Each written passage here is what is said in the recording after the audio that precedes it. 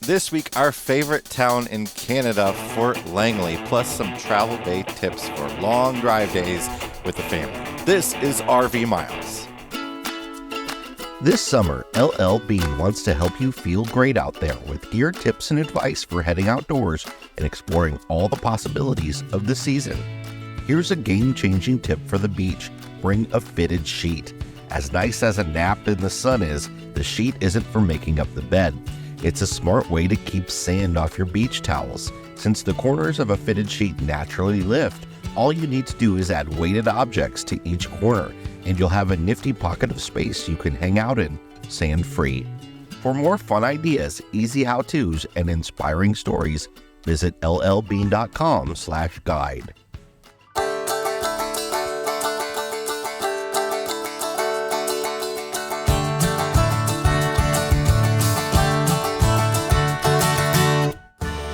Welcome to episode number 287 of RV Miles. I'm Jason. And I'm Abby, and we are two RVers who have been crisscrossing North America on one epic road trip since 2016 with our three kids, Jack, Ethan, and Henry.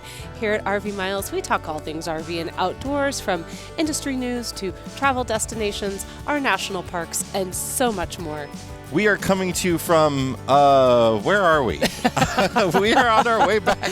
We're on our way back to the lower 48. We've left Alaska, and we are back in the Yukon Territory. We are at Destruction Bay. I remembered. It took me. There you I go. had to tease it out there so I could remember. We're at Destruction Bay. Does it feel like, though, you are still on Highway 1 being jostled up and down, bouncing all around? Yeah, it's kind of one of those things where, like, you get off a roller coaster or a boat and you still feel it.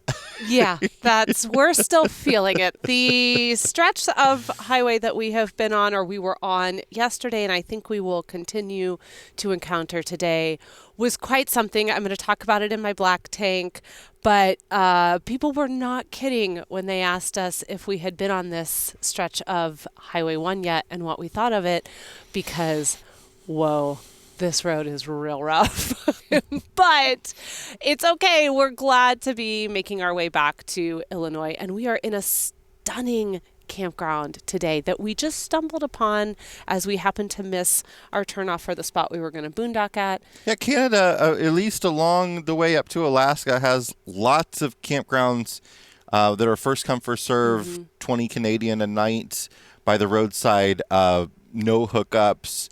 But still, like, not right next to the road, so it's pretty and separated, and usually free firewood. So yeah, absolutely. Nice. Yeah. Great place to stop for the night to try and just get our legs underneath us before we continue on today to Whitehorse. And we are in a stretch here where we are we're knocking out some really long travel days, longer than we normally do. We normally try to keep it to around 200 miles or less.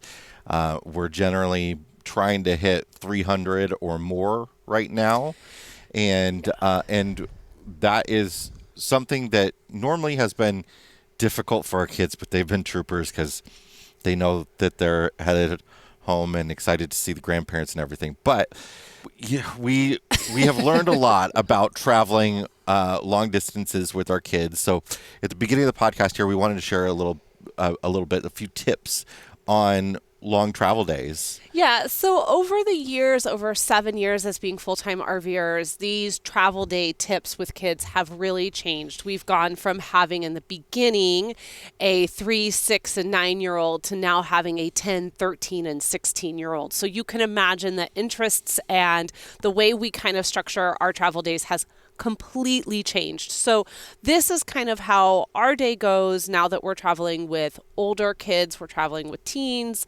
And one of the first things that we really try to be mindful of, I think one of the biggest things, that this can go all across the board for any aged kid though, is that every time we stop on these long travel days, and we do stop quite a bit, either be it for bathrooms or for fuel, or it's time to stop for lunch, everybody gets out.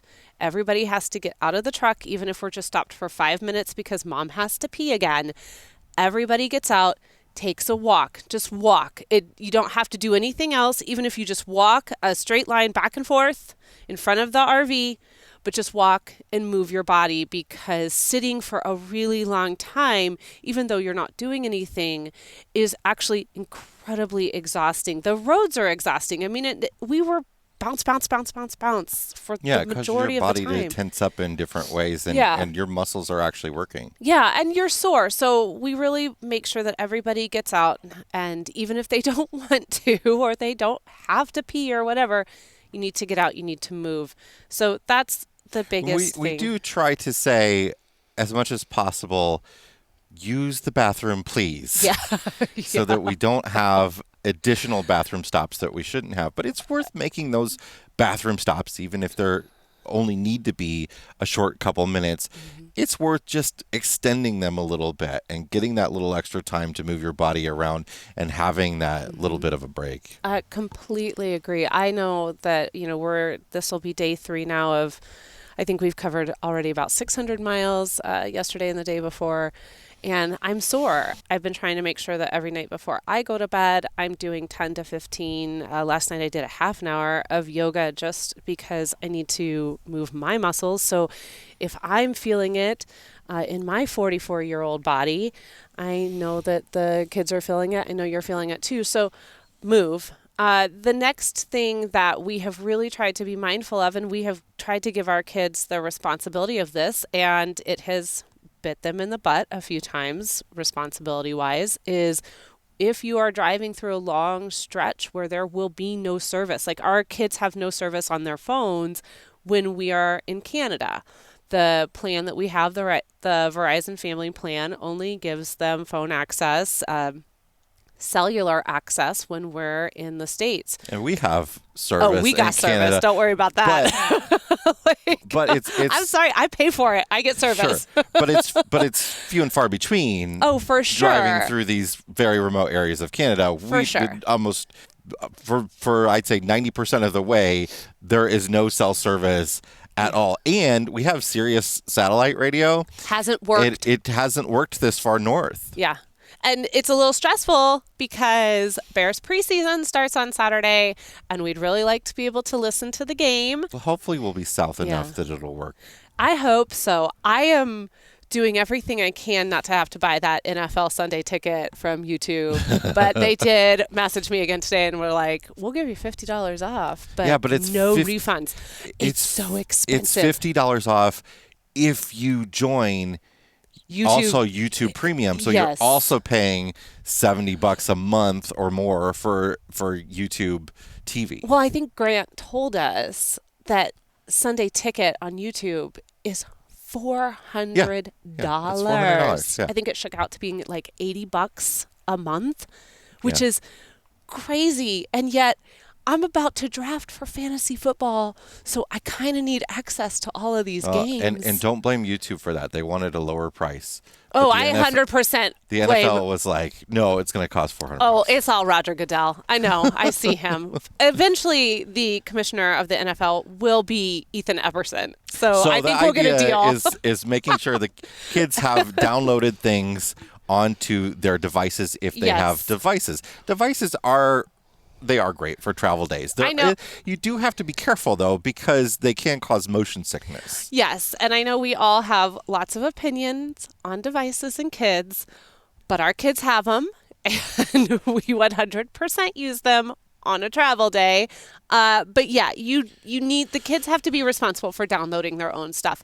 And if they don't, and it seems to be 5 minutes before we're leaving, everyone's in a mad dash because we're like, we're about to take Starling Town, and then all of a sudden everyone's like, oh no, my favorite episode of Ninjago didn't download. I gotta, But there have been a lot of issues where, like, with some of these streaming services, you can download an episode of something, but it wants you to have an internet connection to make sure that you legally have access to that. Looking at you, Disney Plus. In order to play it. So they're only thinking of the download function as a data saving thing, so that you're not using your cellular data. You can download stuff when you're at home on your Wi-Fi.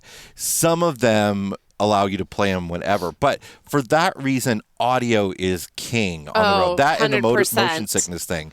So if the Yeah. kids can listen to audiobooks, or you as a family can listen to audiobooks or podcasts, hint, hint, RV Miles podcast, America's National Parks. podcast. Go back and listen to all of See America. I mean, we have so many options for the family to listen to something while But they're on the road. Abby and I, other than when we're listening to music, and again, make sure you have your music downloaded to Spotify or Apple Music, whatever you use.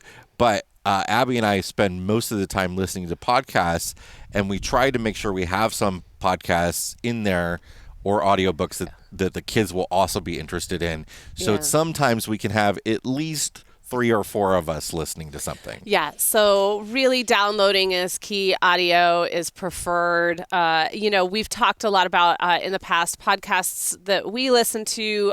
For audiobooks, we do go through both an Audible subscription, which we have, and we also have a Scribd subscription as well. And I'll link to both of those if you're interested in checking them out, because Audible's done this thing now where they finally have adjusted their plans to be a little bit more, I think for us, a little bit more friendly.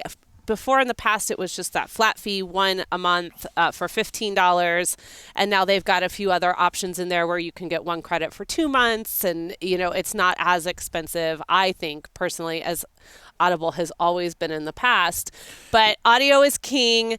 What's worked really well for us, I think, on the audio front too, is books and stories that are shorter than novel length. We listen to a lot of the Nancy Drew mysteries, which are book length, but they're kid book length and shorter, and that's been a lot of fun. We've listened to a lot of the Agatha Christie Hercule Poirot series, and those are sort of short audio stories. But we've done them not as the audiobooks for Yeah, the not actual the full book. We've book. done the BBC. So BBC Radio does an entire collection of classics, that be Jane Austen, the Brontes, Agatha Christie, Dickens. If it's a classic English literature, they've turned it into a radio drama, full cast with sound effects and music. It's really beautiful. So it might be 2 hours long instead of 16 hours long. Or 45 minutes, or, Yeah. it's really digestible because you can, the key to a long travel day is variety. So, our kids also have a Switch, a Nintendo Switch. Now, this is putting them in front of a screen again, but, if you have a kid that's not really prone to motion sickness, a Nintendo Switch, some sort of handheld device like that can be great on a travel day. The kids will bring the iPad and they will do a lot of drawing in, I think, Procreate. They do a lot of stuff in Procreate. Sometimes we let them bring their computers, and Ethan will play Sims or something like that, but again, that has to be really limited because of motion sickness and also because of the roads that we're on right now. It's really difficult to try and draw or play, Switch, play Zelda or something when you're just constantly going, Our kids, when you see them on our posts on Instagram and whatever, they're very often wearing headphones, and lots of people ask us about Why that. kids always have They headphones often on. have Bluetooth headphones on, and that's because they are just really into audiobooks, and that is great for travel days, but also it's just sort of great for living small. It's Also- kind of a way to get away from everybody in this small, tiny space, which we found something interesting about yesterday. But I think we're going to talk about that in our tanks too in a little bit. But I would also caution anyone who negatively looks at kids who are wearing headphones, because also a lot of kids wear headphones because of sensory. It's just a loud environment, be that outside or wherever they are. Kids have some audio sensory issues, and wearing those headphones kind of dampens that down a little bit and makes loud spaces, makes places that they can go with their family a little bit more accessible for all the family members. So just bear that in mind for those who are about to go and really try to slap a parent on the hand because their kids are wearing, headphones whenever they see them. It could be for way more than just an audiobook, which in some cases for our kids it is. So just a little food for thought there. Let's move away though from devices and audio, and let's talk about the big thing, which is the minute you get in the truck. What is the one thing outside once everyone's done fighting with each other, because they're all sitting next to each other now, so now it's time to fight. And literally the minute our kids get in the truck, the minute it's like they all have to just spar, don't touch me, don't do this, whatever it is. I cannot. Sometimes I really miss the Chrysler Town and Country because of the separation of space. But once they're done sparring, what is the one thing that Henry says to us? It's not just Henry, but it's mainly But it's Henry. mainly Henry. He's hungry. He's always hungry. I'm hungry. It does not matter if we fed that child 5 hours, 50 minutes, 5 minutes, or 5 seconds before we get into the truck. He's like Pavlov's dog. He is hungry. So we have come up with, and this is not, we didn't make this up. I'm sure I got this from somebody else. It's the snack bag. It's not a little bag. It's a big reusable grocery bag from Natural Grocers that is filled with food, and it sits in between Jason and I in the little console area of the truck. And at this point, because I'm tired of people asking me what we have, at this point when they say I'm hungry, the bag just goes back. And look, just go through it, get whatever you want out of it. If you see 3 of something, you only get to have 1, because that means I brought 1 for each of you. So don't be taking your brother's fruit snacks, because I don't want to hear about that in like 2 hours. It gets rid of the, do you want this? Do you want this? Do you want this? Do you want this? Times 3, because there's 3 kids, which gets exhausting. And and you can even take this a step further.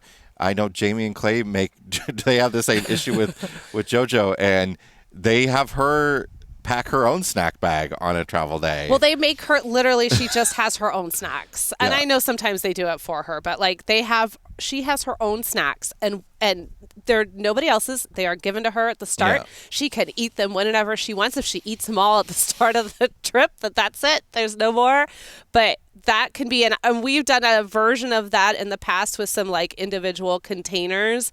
But for the most part, our kids will pretty much eat all the same things, so we just throw it all into the snack bag. And this is where Costco has been clutch for us on this trip, because I will go into Costco and I will just be like to all the snacks into the cart. Sometimes people wonder how we can have a Costco membership and how it's useful to us living in a trailer this small on the road, and it's really the snacks. It's all we about the have snacks. 2 teenagers and one that is one bottomless pit that eats as much as the other 2 combined. He had 3 bowls of pasta last night, where his brothers had 1 big bowl each. That little man came back for 3 big bowls, and then again, it's bedtime, so naturally he's hungry. Yeah. And he was still hungry at bedtime. So we do a lot of snacks. Everybody gets their own water bottle. Everyone's got water, everyone's got snacks. That's your stuff for the whole drive. We do, on long drive days, we do stop for lunch, though. We don't pack lunch and unless it's a super long day. Like if we're trying to do 500 or 600, 700 miles, then yeah, we're going to pack lunch and we're going to try not to stop. But we stop for lunch. We try to stop for about an hour. A lot of times we'll stop. We'll get Starlink out. We'll have lunch. Jason and I will work for a while. Yeah, again, it's less about let's make lunch happen as fast as possible so we can get going. We slow down. It's everybody needs a break. Yeah. Let's take an hour, have lunch, let people rest if they want to lay in their bed a little bit. They want to run around outside. If you want to watch a quick TV show or something. It's just like a break from everybody. I think even though we're all doing our own thing in the truck, we're all still together. And I think you just sometimes need to go off to your own space, read a book, like whatever. But, if we know that we're going to do that, then, and we know we have a long day, we do try to get started as early as possible so that we can get going, that we can build in this time to stop. Yesterday's travel day we got going really early in the morning because we knew that 2 of the 3 of the kids had out school classes. So we knew that we needed to stop, and we knew that we needed to stop because you needed to write and you needed to film the news video. So we stopped in the afternoon for about 4 hours and set up Starlink, and we're in this rest area and did lunch and worked and recorded, and then got back on the road and continued into until about 8 o'clock at night. So it does help that it's summer and that we are in the land of the midnight sun. Yeah, it gets so that this helps. kind of stuff gets real hard when it's rainy. Yes.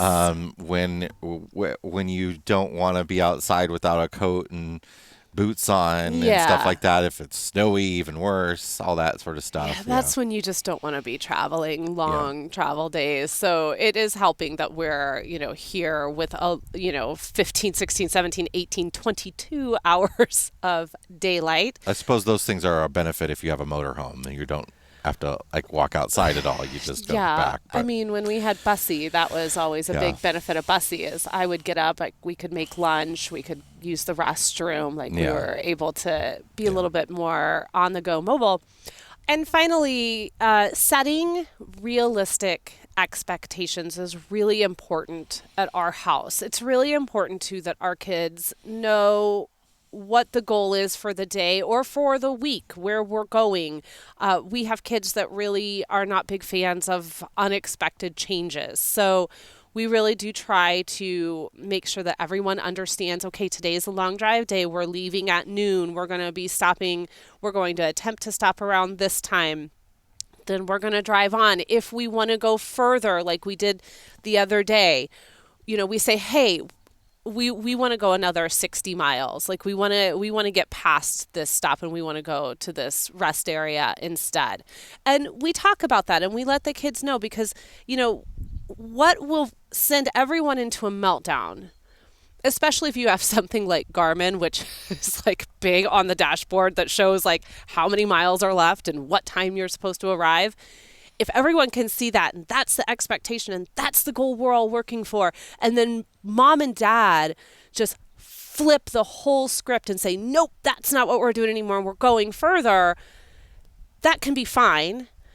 But for our kids, they really appreciate knowing what is happening, knowing what's happening with their lives that day. Mom and dad are making these decisions, but Jack, Ethan, and Henry need to have a voice in those decisions and understand those decisions and know why we're doing these things. Nobody really wanted to go that extra 60 miles, but we knew what was coming the next day. We knew that we were going to need to stop for a long period of time.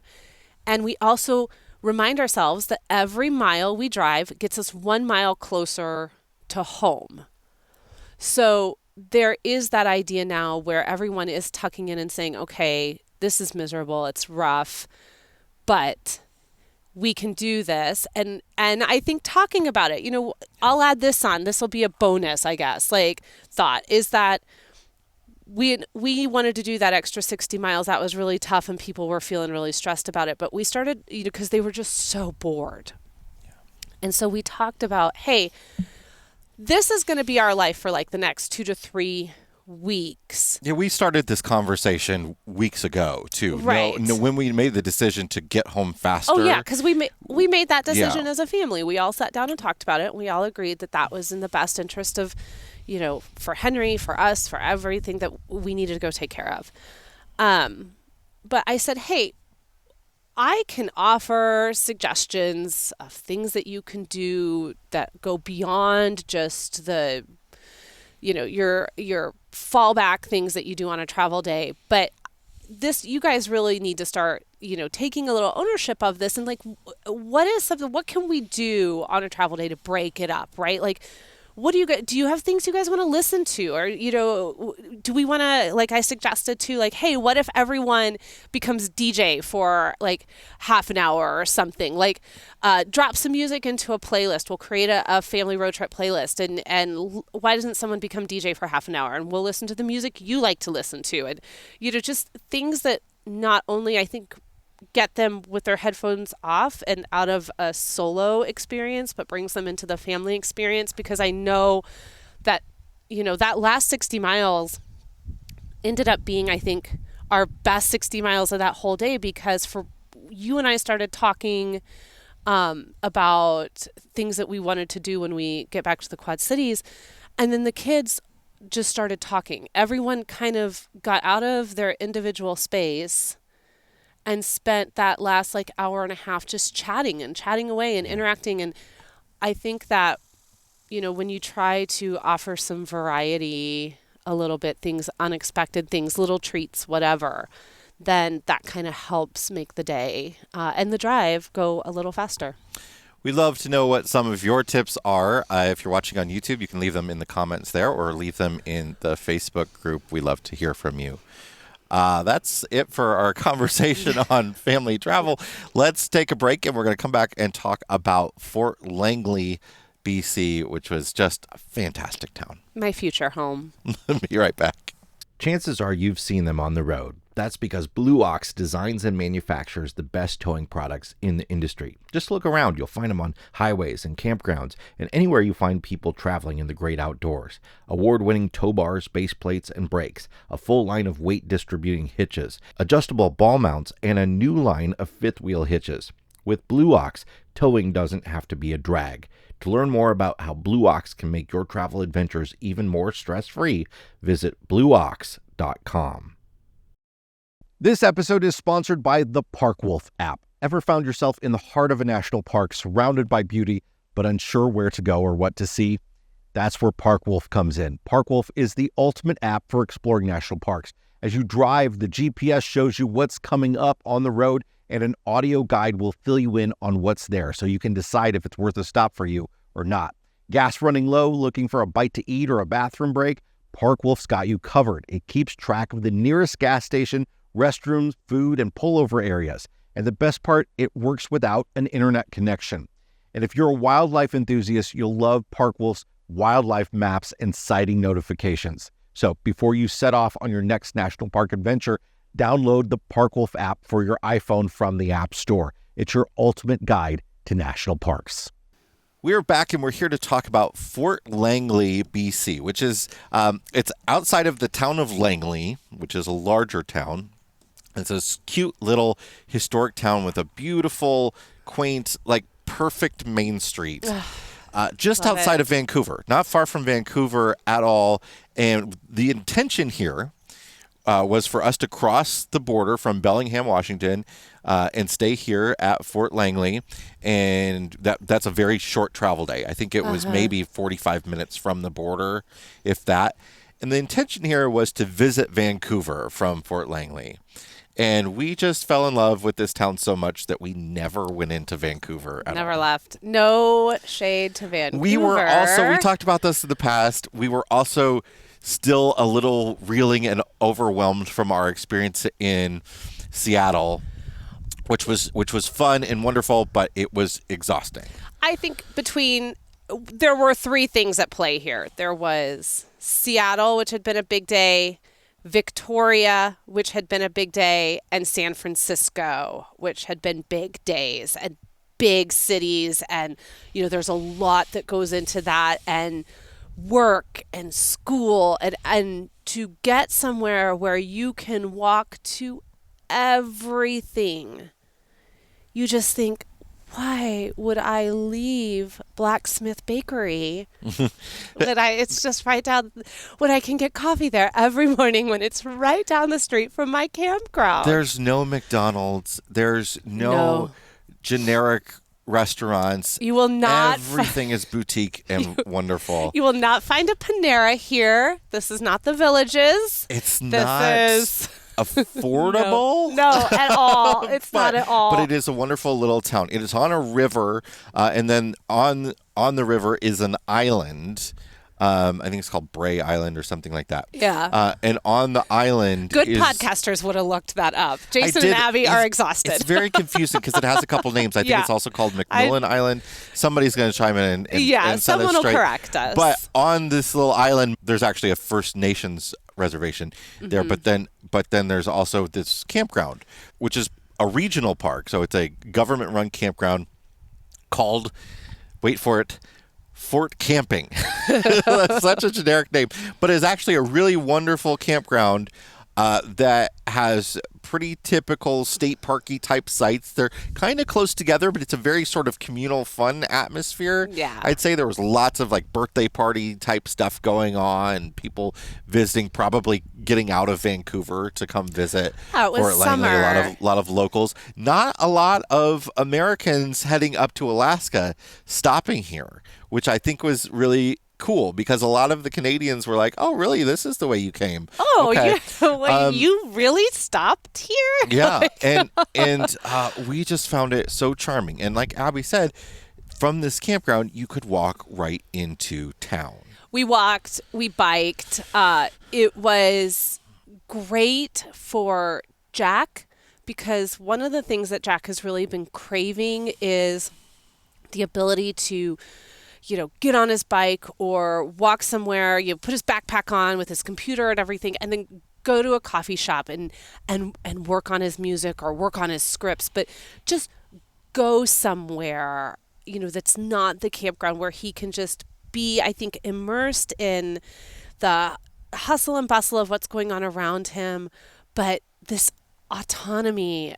Independence, wanting to just get out and make decisions that's on the his better. own, like buy stuff on his own and all that sort of stuff. Yeah, and this whole week, and I think that he has said that this was one of his favorite weeks of Baja to Alaska, if not his favorite his week. favorite. Yeah. Because of the freedom that he had, the independence he had to go off and explore the town on his own, on his bike, or just even to walk. So I think just for that alone, that's why, I really loved this area. Now, I wrote about it in a past road signs newsletter, that I've stopped pretending like I love cooking around a campfire and I love cooking at the campground.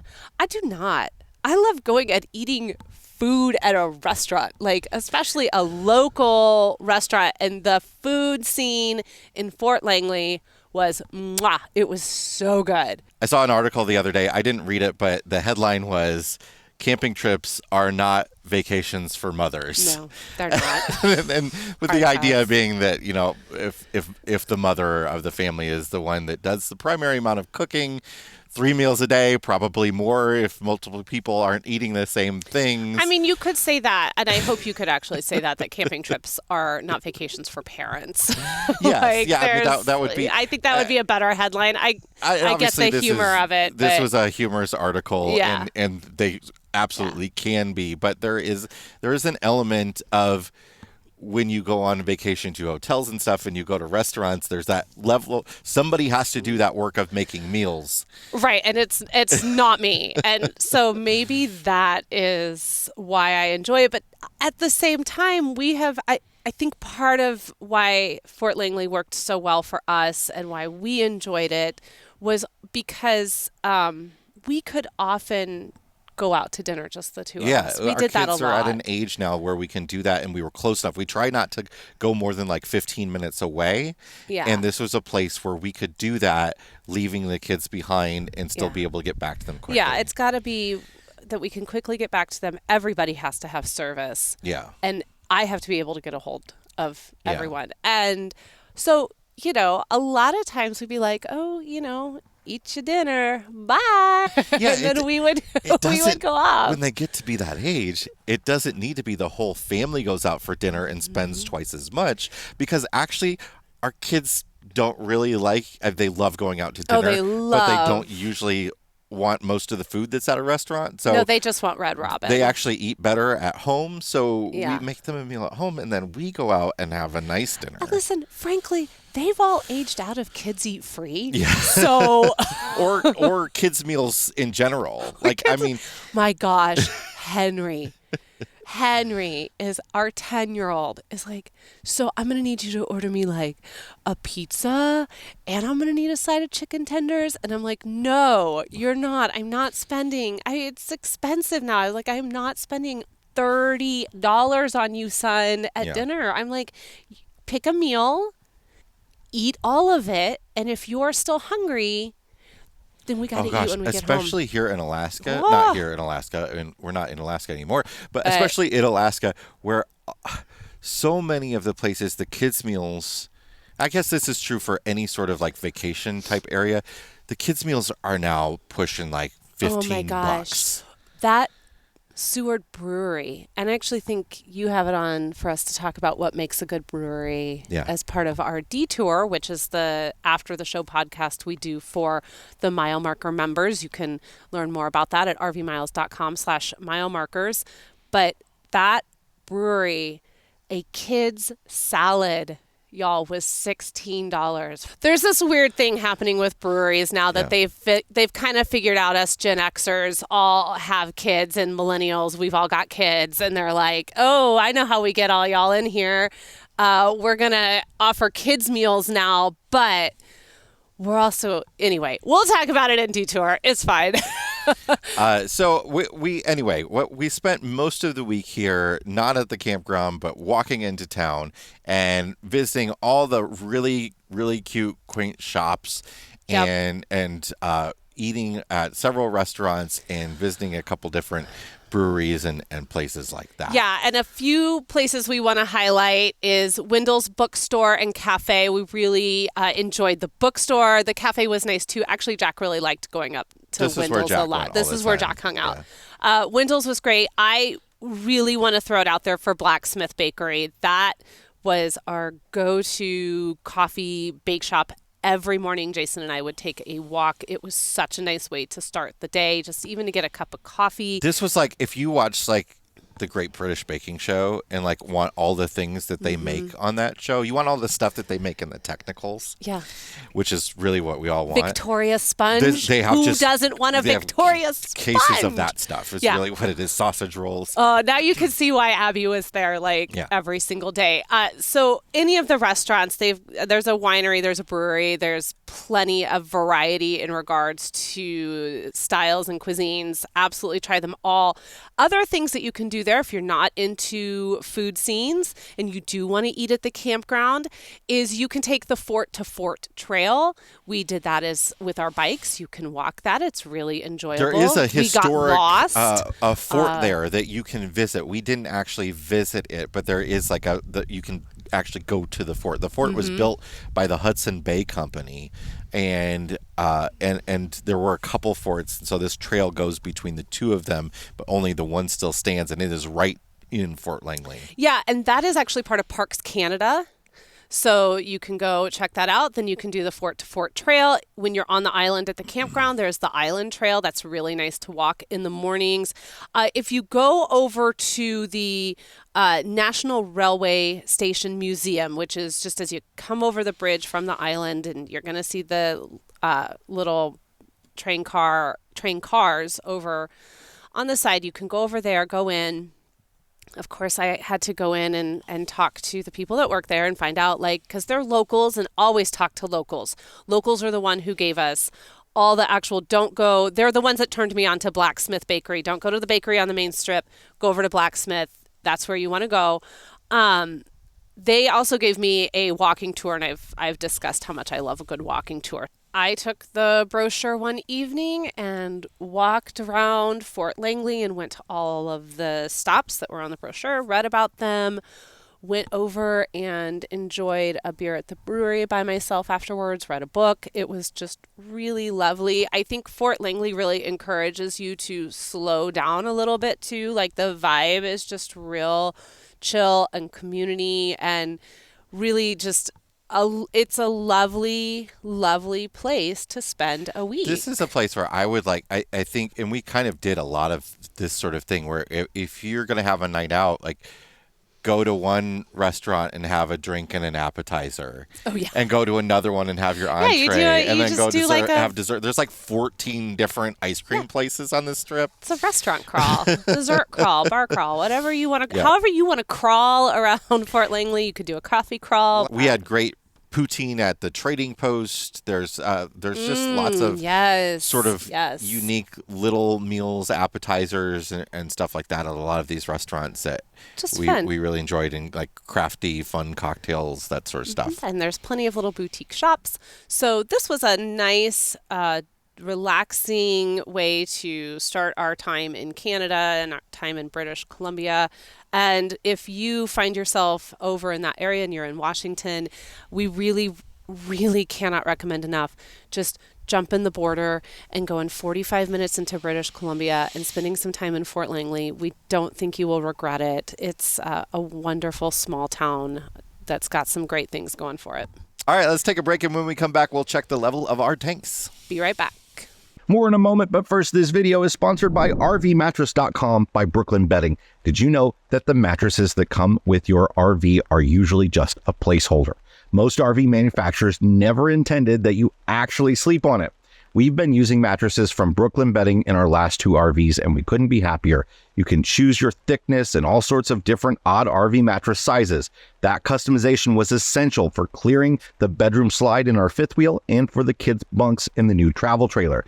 We're sleeping great on real mattresses from a real mattress company in our RV. RVMattress.com offers a 120-night sleep trial along with a 10-year warranty, plus their products are entirely toxin-free and simple to ship and set up. We even had them shipped to campgrounds, and you just unroll them and let them expand. The RV Miles community gets 25% off when you visit RVMattress.com/RVMiles and use the promo code RVMiles. That's RVMattress.com/RVMiles with promo code RVMiles for 25% off. Our thanks to RVMattress.com for supporting this channel and to you for supporting our sponsors.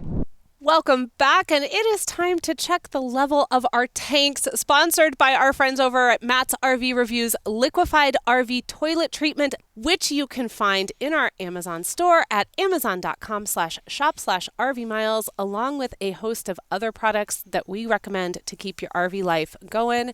Jay, what is in your black tank this week? I don't want to get too deep into it, but there was a pretty terrible accident in Pennsylvania this past weekend involving a blown tire on a motorhome, and so this is just a quick reminder to check your tires, keep your tires maintained. Make sure you know how to check the date code. It's really easy. Google how to read the date code on your tires, and make sure you've changed your tires if they are older than 4 or 5 years. They need to be replaced. We talk about tire safety on travel trailers a lot. This happens to be a motor home, and it seems like it was the steer tires. Be really careful about those steer tires on a motorhome. The front tires, you don't ever want to put used tires there. I know they can get really expensive. I mean, motorhome tires for a big Class A motorhome, they can be over $1,000 a piece. You can get more affordable ones. It's better to have more affordable ones that are newer than to have really expensive ones and to use them longer than their due life. But your life is worth more than $1,000. Yeah. So please, please put appropriate tires on your motorhome, your travel trailer. Yeah, I mean the issue with the steer tires whenever. is if the steer tires, the ones on the front axle on a motorhome, if one of those blows, then you can't steer, right? So you can get out of control. If one of the rear tires blows, you're usually in a much better situation. So rotating tires, stuff like that. You can even if you can't afford to replace all your tires, just replace the front ones. There's things like that you can do as well. But just everybody, please keep up on your tire safety. It's really important. Double check your tread life. Double check that you're keeping the proper inflation.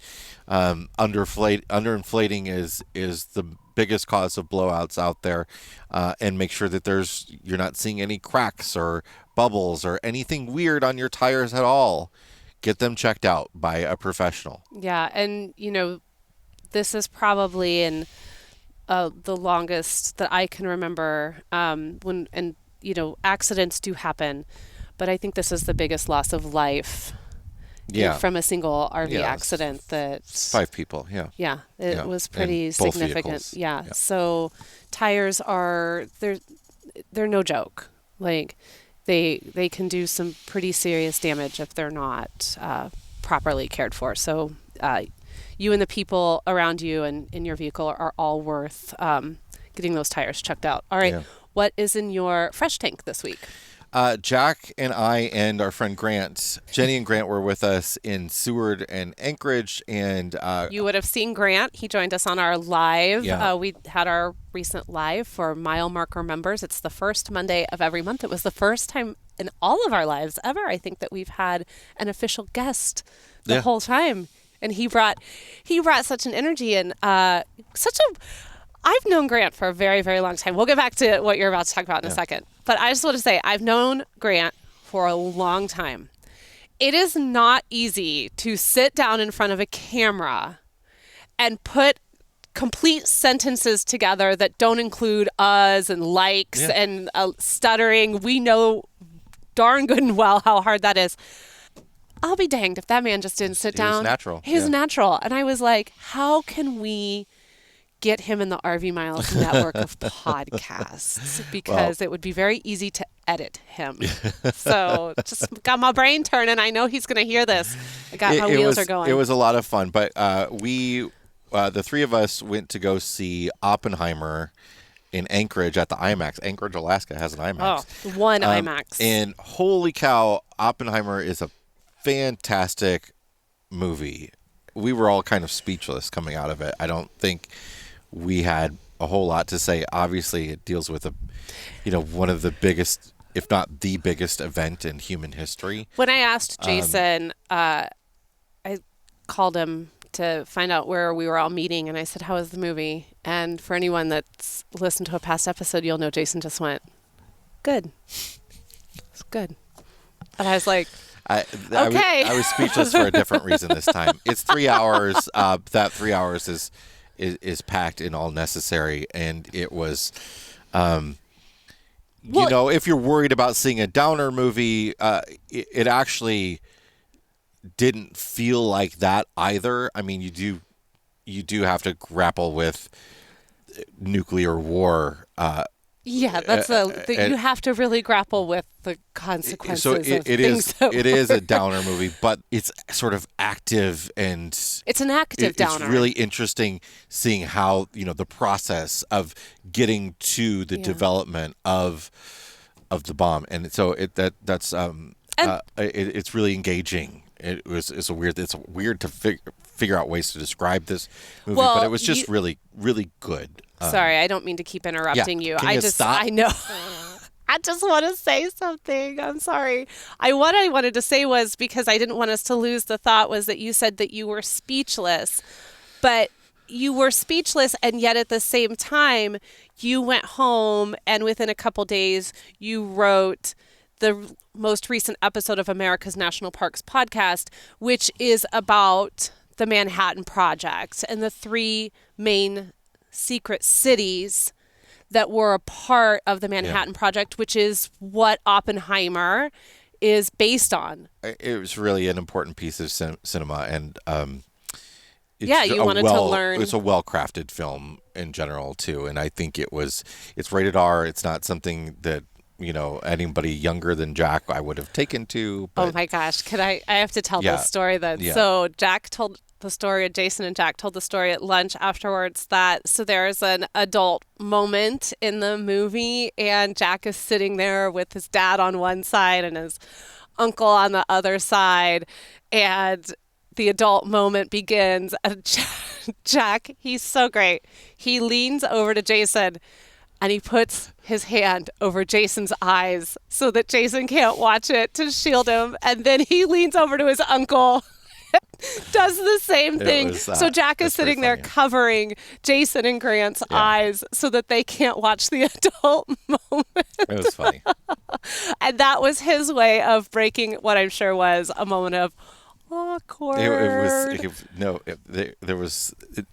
He didn't miss a beat. Oh, either. he never does. And you know what? He's so cool about stuff like that, because he's like, whatever, it's just something, it's just part of life. Yeah. So he's pretty cool about stuff like that. All right. What's your black tank this week?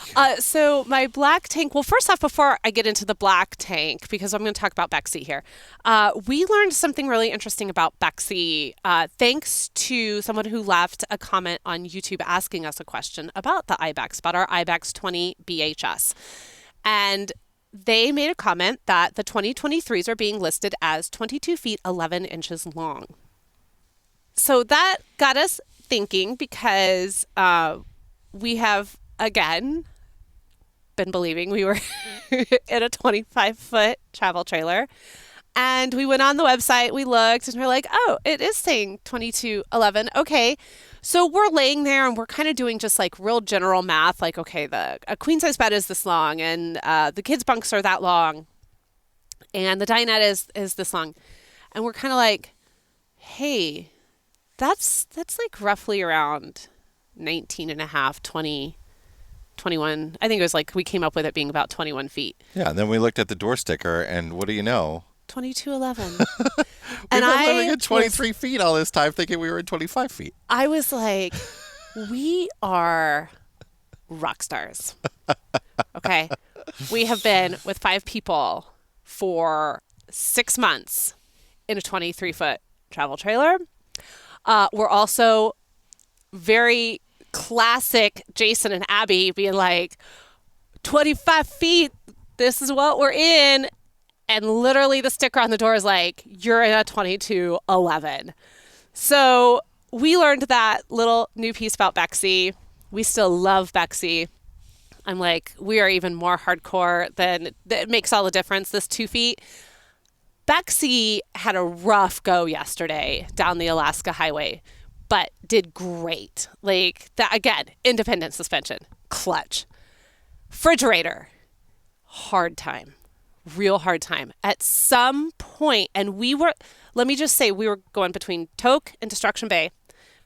I was driving and we were not going fast. I was not going fast. I was riding those frost heaves at a slow, good speed. I'm hitting those washboards. A couple of times we got caught a little bit. You get on those washboards and the big dips are hidden and you try to catch them. I would like to say I did really well yesterday. You did. Okay. Thank you. I needed validation. Come into the rig and we're getting set up. I come into the rig. Fridge door's closed, by the way. Fridge is closed. And it's one that has the snap latch built in on the fridge. Yeah. So I'm about to start dinner and I open up the pantry and I happen to just kind of glance down at the floor and I'm like, why is this 3-pack of Costco hamburger meat? Why is that on? I'm like, why is my prosciutto on why is the ranch on the ground? What is this goop everywhere? The fridge at some point, so I open the fridge to see and catch the eggs in my hand as they start to fall out. Some point during the drive, we hit something so hard, fridge popped open, or perhaps the fridge wasn't fully latched because this happened after lunch. So we'd been stopped for 4 hours. And we got back on the road. So perhaps the fridge wasn't fully latched. What had happened was one of my favorite sauces, it's called Bitchin' Sauce. That's the name of it. I had a 3-pack of it that you can buy at Costco, and we hadn't opened it yet. It fell out. The container hit probably the corner, I'm guessing, of the bottom of the fridge, busted the bottom part of the container, big chunk of the plastic taken out, and that full thing of sauce then proceeded to just cover everything. And we have a bunch of food on the floor right now because we just done a Costco run. So all those snacks and containers are sitting there underneath the fridge on the floor because we live in 22 feet and we don't have space for it. I get to say 22 feet now, by the way. We live in 22 feet. We live in 23 feet. We live in 22 feet. So it was, thank goodness that stuff was there because I think it actually broke the fall a little bit on some things. And especially if the eggs had fallen out, it might have saved the eggs. It was such a mess. It was such a mess. And it was 8:30, 9 o'clock. Right up there with one time in the bus, spaghetti jar. Oh my God. It flew out of the fridge. I would argue that I think the spaghetti sauce was worse because the spaghetti sauce just went little bits of spaghetti sauce everywhere. I think what happens in RV fridges, I think probably what happened in ours is we didn't actually latch it. But what often happens, it's not the door that swings open. It's stuff slamming into the door that makes the door open. I'm pretty sure that's something like that. And they do sell sort of retention rods. They're like the shower rods, but little tiny ones that go into your fridge and hold your food back. Yes. And that would probably be smart for roads like this. Well, Jason, we're not here to... That you we're can here also to- use them in cabinets and stuff to hold other things back. We're here to impart wisdom after the fact, Yeah. not prior. We are reactive most of the time as opposed to proactive. So, yeah, the roads are rough up here. Roads are rough. Prepare for that. Somebody told me today, I wish I could tell you it's going to get better. It's not. This is not a stretch we've driven because we took the Cassiar Highway. And that was better than this. Oh, give sure. me that all day long. So we will see what today's drive to Whitehorse is like. All right, what's in your fresh tank? My fresh tank this week goes actually to an RV Miles listener. I would like to thank Dee, who we got to meet last week, for the really kind gift of my most favorite creamer on the planet, the Calafia's Better Half, which is almond milk and coconut cream, kind of to mimic a half and half dairy. And I had mentioned several podcasts ago that getting any kind of Amazon locker was just kind of non-existent, and that I really missed this creamer. And she, on a whim, because she lives up here near Anchorage, had Amazon deliver it to her, and she gifted it to me the day before we were going to get back on the road and head home. And I just, I want her to know that really, really meant a lot to me. And I just want her to know how much I appreciate that and how nice it has been on these long drive days to have that little bit of comfort in the mornings when I start my day. So thank you very much, Dee, and what a pleasure it was to meet you, and what a pleasure it was to meet so many other people in the Alaska area as well. We feel just so fortunate to have had that time up there and to run into so many of you and to be able to talk to you. That is a real gift for us, because often we're just talking to this camera or talking to the mics. And it was amazing how many people we Yeah. ran into in Alaska. More, I've said this before, Say more it again. than anywhere else. Yeah. We love seeing y'all in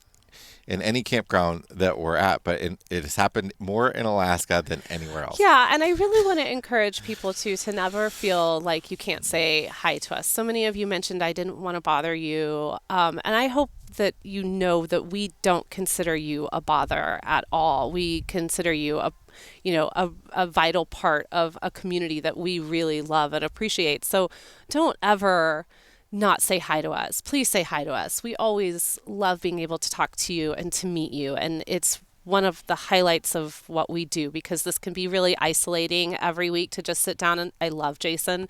I love talking to you, but it's so nice to be able to talk to those who also listen and share that community. So please say hi to us, which is why, we're so excited for homecoming in just a few months. Yeah. And hey, that's almost completely sold out. I think we're down to about 5 campsites left. So, and we do anticipate that the event will sell out. So if that's something that you're wanting to attend and you want to join us, it's October 4th through 8th in Amana, Iowa. I would really encourage you to get your tickets and get your campsite booked now.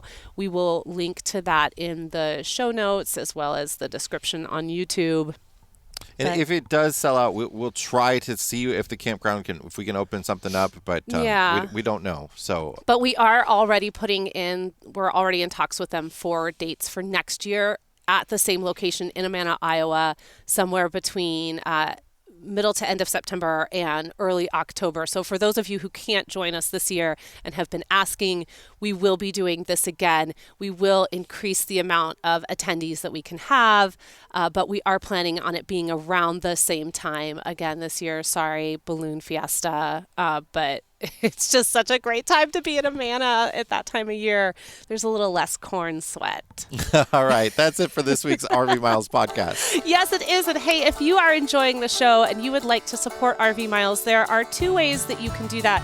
One, you can become a Mile Marker member. We would love to welcome you to that community as well. We've got live streams and free subscriptions to Rootless Living and RV Today, and we've got the Detour podcast. We've got lots of ways to say thank you over there. If you would like to share this podcast or head over to Apple Podcast and leave a 5-star review for RV Miles, that is a tremendous way as well to offer support here for what we do. If you have questions for Jason and I, come on over to the RV Miles Facebook group and ask us there. We'd love to chat with you about this episode or anything else that we've talked about in the past. But until then, please stay well, please stay safe, and go check your tires, please, and keep logging those RV miles. Bye, everybody. Bye.